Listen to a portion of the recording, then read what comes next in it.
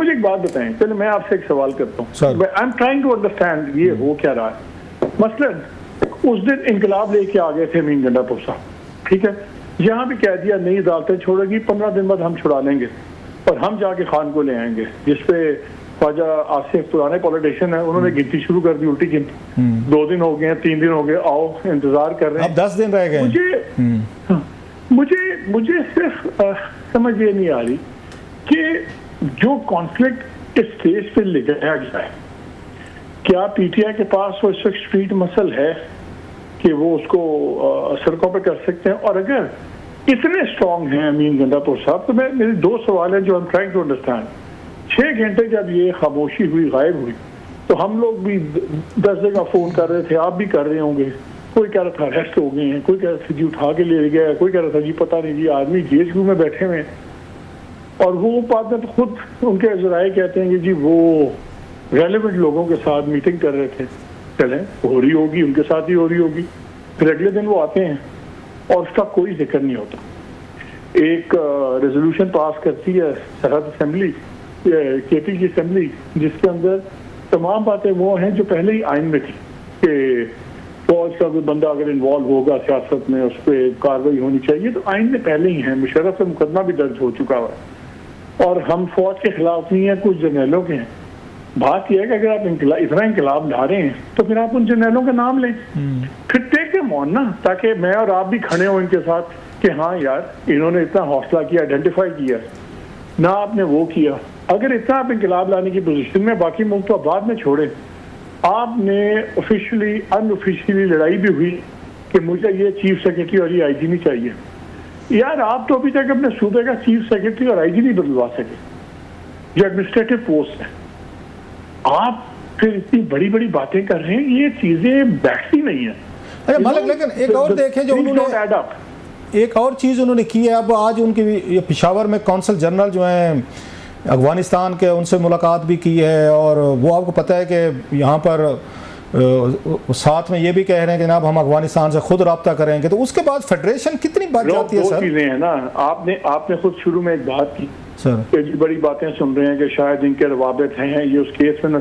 2 ही चीजें हैं ना, एक तो यह है कि अली अमीन गंडापुर साहब को ये नजर आ रहा है कि आने वाले दिनों में मुझे इन्वॉल्व किया जाएगा उस केस में, हो सकता है मैं वजारत आला से हाथ धो दूं, तो मैं इतना बड़ा एक स्ट्रक्चर बनाऊं कि इन तमाम बातों की वजह से मुझे हटाया गया।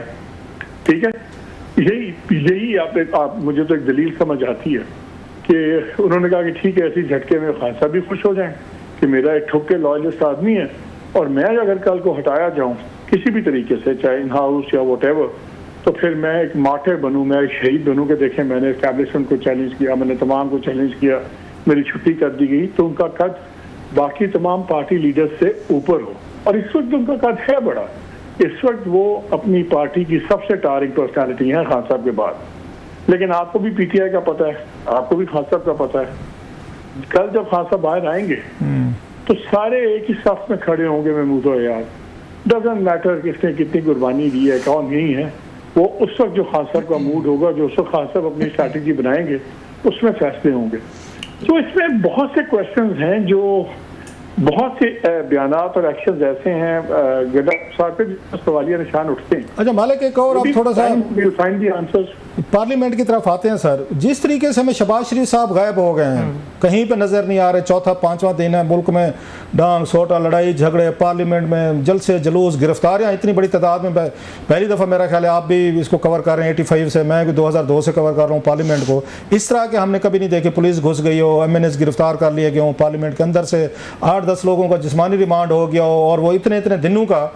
तो सर ना ये वज़ीर दाखिला नज़र आ रहे हैं, ना आपके वज़ीर आज़म नज़र आ रहे हैं, और फिर जो वहाँ पे उनको दोबारा वो उन्होंने प्रोटेक्शन आर्डर जारी किए हैं, इनकी जो स्ट्रैटेजी थी वो तो इनके गले पड़ गई हुकूमत की। पीटीआई जो डिफेंसिव पे गई थी, भाग रहे थे, गिरफ्तारियों से डर भर के इधर उधर हो गए थे, और एक डिमोरलाइजेशन एक नज़र आती थी पीटीआई के वर्कर में कि यार ये लोग तो डर के मारे भाग गए, तो लड़ेंगे क्या, तो हम कहाँ लड़ें। तो अचानक आपको लगता नहीं है कि उन्होंने रिवाइव किया है और इस वक्त हुकूमत एक उसमें कॉर्नर में, और हुकूमत एम्बेरस है and they are feeling in a tight rope, और पीटीआई फिर छा गई है सर उन पे पार्लियामेंट में भी और बाहर भी। तो बहुत बुरी पॉलिटिक्स थी मेरा भी, जिस तरह गिरफ्तारियां हुई, जिस समय तो कहा है, बजाय इसके कि 8 फरवरी के इलेक्शन की बात हो, ये 8 वाली तकरीर की बात होती, गड्डापुर की चीजें डिस्कस हो रही होती, ये अपनी सफाइयां देने में फंस गए। मेरा ख्याल है वेरी वेरी स्टूपिड मूव। लेकिन देखिए उनका गायब होना मुझे जाता है। जो इस वक्त इमरान खान का सियासी कद है, गवर्नमेंट के पास चाहे वो पीपल्स पार्टी है चाहे वो PMLN है, इनके पास उसका काउंटर जवाब नहीं है। ये नहीं डील कर सकते। वो मसला इनके लिए तो बड़ी खुशी का मुकाम है कि उनका बोझ सारा एस्टैब्लिशमेंट ने उठाया हुआ है और इनको ये पता है कि अगर कोई इमरान खान को देखें, अभी भी जितना अर्सा वो अंदर है, अभी भी क्या ये लोग रखने में कामयाब हुए हैं? तो ये तो साइड पे खड़े हुए हैं। ये इन्होंने तो वो पहलवान को देख रहे हैं, 2 पहलवानों की लड़ाई हो रही है और इनका तमाम फ्यूचर सब कुछ दाव पे लगा हुआ है एक पहलवान। अच्छा मालिक, लास्ट क्वेश्चन सर, गवर्नर राज की बातें हो रही है, मास PTI को डराने के लिए की जा रही हैं, गंडापुर साहब को to make him fall in line, to appease them, थोड़ा सा डरा के रखना है कि भाई साहब हम आपकी हुकूमत ख़त्म कर देंगे जो वहाँ से सपोर्ट आ रही है, जो कुछ भी हो रहा है, या वाकई आपको लगता है कि गवर्नर राज लग सकता है? हालांकि मेरे ख्याल आईनी तौर पर इतनी मुश्किलात हैं उसमें, गवर्नर राज लगाना इतना आसान नहीं रहा, बल्कि जरदारी साहब ने भी लगाया था वहाँ पे, शहबाज शरीफ साहब की हुकूमत तोड़ी थी, शायद 2011 था, तो भी वो कुछ अरसे बाद बहाल हो गया था कोर्ट से, कचहरी से। तो आपको क्या लग रहा है, ये मतलब वो कैरेट एंड स्टिक खेलने की कोशिश कर रहे हैं, गंडापुर साहब को डराया जा रहा है, या कोई वाकई आप समझते हैं गवर्नर राज लगाए जा सकते हैं? जो हालात मतलब ऑलमोस्ट बगावत वाली गुफ्तगू है सारी।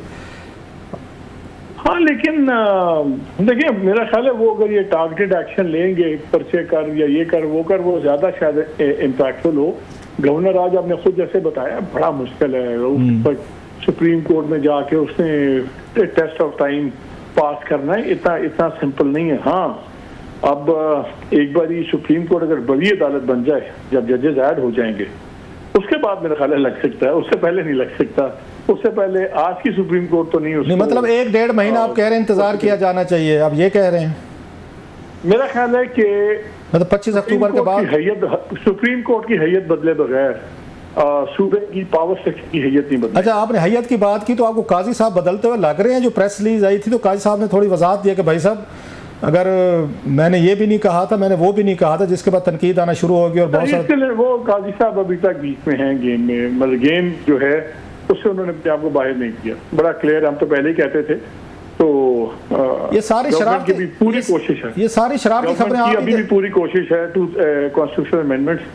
इनका सिर्फ इशू नेशनल असेंबली का नहीं है, वहाँ पे दे आर क्वाइट ओके, इन्होंने चीजें बहुत हद तक नंबर्स पूरे कर लिए हैं। मालिक एक बात बताएं, प्रॉब्लम आ रहा है सेनेट का, सेनेट में कुछ 4 सीट का इशू आ रहा है। मैं सेनेट पे आ रहा हूँ सर, मैं हालांकि मैं अपने तय वो कर चुका था सर। सेनेट में जब यूसुफ गिलानी साहब और सादिक सजनानी साहब का मुकाबला हो रहा था, आपको याद होगा, जब हासिल बसंजो साहब का भी आपको याद होगा, हासिल बंजो साहब मेरा ख्याल है वो भी लड़ रहे थे पहली दफ़ा सजनानी साहब के खिलाफ। वो याद है 64 खड़े हुए थे, वोट कितने निकले थे सर बाद में, जो मतलब हासिल बंजो साहब के हक में? गिलानी साहब के साथ भी यही कुछ हुआ था, जनरल फैज बैठे थे उस वक्त sir, if you remember sir. तो सेनेट में तो ये चीज़ें होती रही हैं। बहुत नहीं, इतना आसान नहीं था इस बारी सेनेट इनके लिए, बहुत पानी गुजर गया हुआ पुलों के नीचे, जो हालात हो गए हुए हैं उसमें और अब में बहुत फर्क पड़ गया हुआ। इसलिए वो जो 4-5 सीट का फर्क आ रहा है, अगर देखिए अगर मौलाना साहब भी इनको सपोर्ट करते हैं लार्जर नेशनल इंटरेस्ट में, और 1973 के आइन की रोशनी में, ये भी ज़हन में रखें, वो ये भी कहते होते हैं, तो इनकी बनती है 59 सीट, इनको 64 चाहिए। तो ये आखिरी नंबर, अभी ये चीजें एडअप कर रहे हैं ANP के साथ और बाकियों के साथ, और वहां पे मसला इनको प्रॉब्लम आ रही है। नेशनल असेंबली आप इनसे ऑफ द रिकॉर्ड बात करते हैं तो वहाँ ही कंफर्टेबल है, वो कहते हैं हमारे पास नेशनल असेंबली के नंबर्स हैं। आप देखें ना टेक्निकली वो जो 41 तो टेक्निकली आजाद है ना PTI वाले, तो उसमें से 3-4 ही निकाल लें इनको। लेकिन हुकूमत अगर बहुत कॉन्फिडेंट है, मौलाना फजल रहमान साहब को राम कर सकते इतने बड़े जायंट को, पॉलिटिकल जायंट को, तो बाकी तो इतनी बड़ी कोई कीमतें तो नहीं होती लोगों की, सेनेट हो या आपको पता है, हम भी देखते रहे हैं सर। एग्जैक्टली ये तो मैं कह रहा हूँ। बड़ी मेहरबानी ब्रदर, बहुत शुक्रिया सर जी, thank you very much sir, thank you bro, thank you.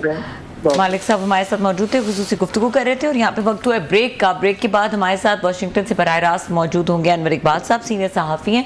उनसे बात करेंगे जो कैमला हैरिस और डोनाल्ड ट्रंप के दरमियान पहला एक डिबेट हुआ है, सेशन हुआ है, किस तरह से देख रहे हैं इसको तज्ज़ियाकार, और क्या नज़र आया है, किस किस्म का मुकाबला है, किसका पलड़ा भारी है। ब्रेक के बाद बात करेंगे, हमारे साथ रहिए। वेलकम बैक क्लास साहब। हम बात करेंगे ज़रा भी इस बारे में जो प्रोटेक्शन ऑर्डर्स आज जारी हुए और पेश हुए, बल्कि उससे पहले अली अमीन गंडापुर साहब ना सिर्फ उन्होंने बयान दिया है बल्कि आज ये भी खबरें हैं कि उनकी मुलाकात हुई है जो अफगान कौंसलर उनके साथ। तो अब ये मुलाकात तो एक प्रैक्टिकल स्टेप है, मतलब जहाँ पे एक तनकीद हो रही है सिर्फ बात करने पर ही और उसको कहा जा रहा है कि ये वफाक के साथ खुली बगावत है, वहाँ पे इस मुलाकात को किस तनाजुर में देखा जा रहा होगा? वो कहते हैं ना कि नो ही मीन्स बिजनेस।